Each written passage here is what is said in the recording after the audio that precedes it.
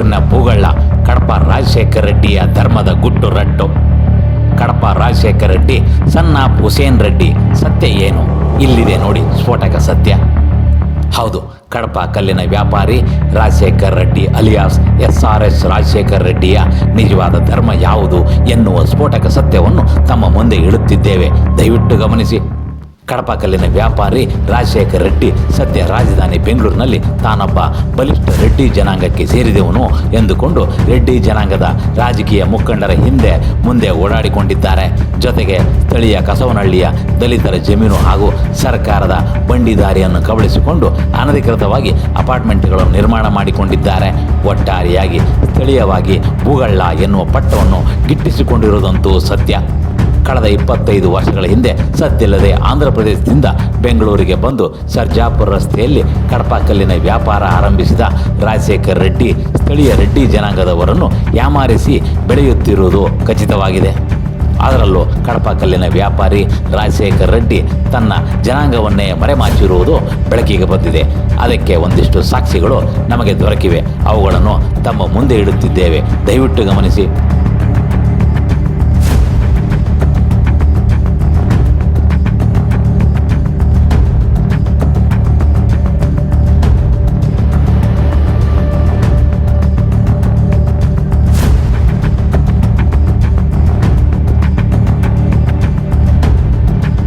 ಸೂಕ್ಷ್ಮವಾಗಿ ಗಮನಿಸಿ.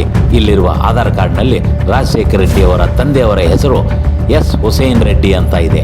ಇನ್ನು ಪ್ಯಾನ್ ಕಾರ್ಡ್ನಲ್ಲಿ ಸಿಂಗಸನಿ ಹುಸೇನ್ ರೆಡ್ಡಿ ಎಂದು ಇದೆ. ನಿಜಕ್ಕೂ ಆಶ್ಚರ್ಯಕರ ಸಂಗತಿ.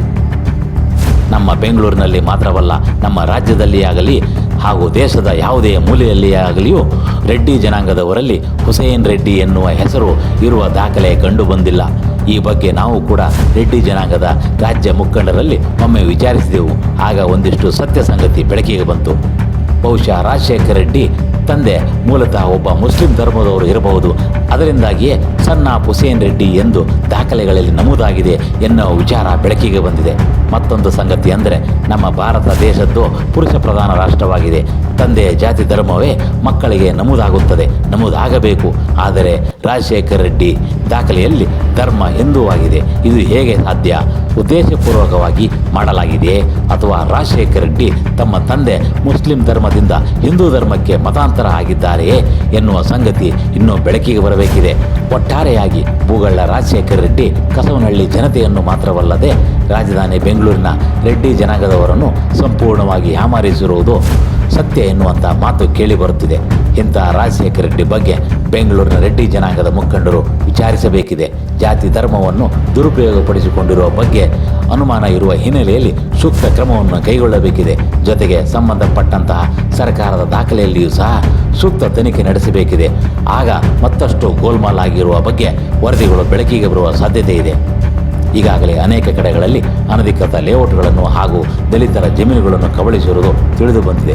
ಜೊತೆಗೆ ಒಂದಿಷ್ಟು ಸರ್ಕಾರಿ ದಾಖಲೆಗಳನ್ನು ರಾಜಕೀಯ ಮುಖಂಡರ ಪ್ರಭಾವ ಬಳಸಿ ತಿರುಚಿರುವುದು ತಿಳಿದು ಬಂದಿದೆ. ಈ ಎಲ್ಲ ಸಂಗತಿಗಳ ಒಂದಿಷ್ಟು ಮಾಹಿತಿಯನ್ನು ಮುಂದಿನ ದಿನಗಳಲ್ಲಿ ತಮ್ಮ ಮುಂದೆ ಇಡುತ್ತೇವೆ. ನಿರೀಕ್ಷಿಸಿ.